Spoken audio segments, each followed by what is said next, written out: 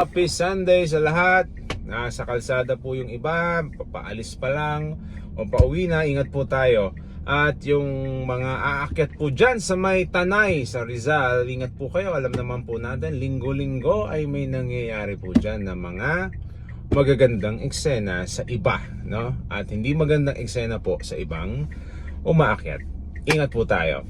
Tent lang po natin ngayon, dapat nga ba ang driver's license ang iiwan o ibibigay sa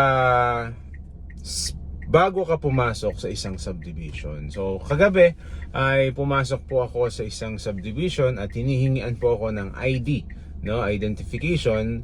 So para mabigyan ka ng number in return para ikaw ay makapasok. Kasi nga nire-require ng mga sticker, 'di ba? Pagka ikaw ay papasok sa isang subdivision, lalo na exclusive, kailangan ng sticker. So since wala kang sticker, may mga subdivision na hinihingian ang isang driver o sasakyan ng ID, no? Ang tanong, anong ID ang dapat mong ibigay? Ikaw ay driver, ano nga ba ang pwede mong ibigay na ID? May ibang guard or personnel na basta ID lang, basta simpleng ID lang ang binigay mo, okay na. Personnel, guard na mismong literal na nilang sinasabi na ang kailangan nila ay driver's license.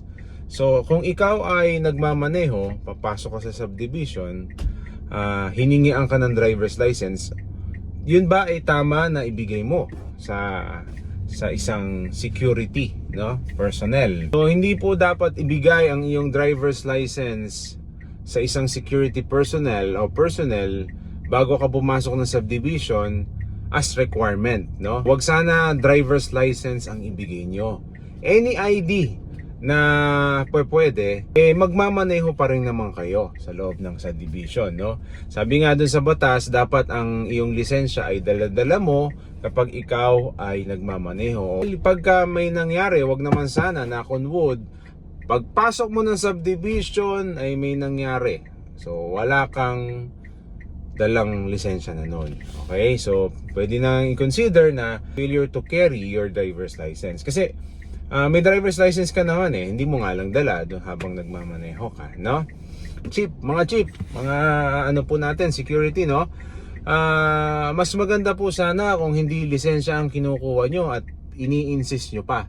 Huwag nyo pong i-insist na ang lisensya ang kunin nyo kapag papasok po ang isang driver sa isang subdivision dahil hindi po siya allowed, no? Only deputized traffic enforcer, traffic officer ang pwede lang po na mag-confiscate or humingi ng iyong lisensya.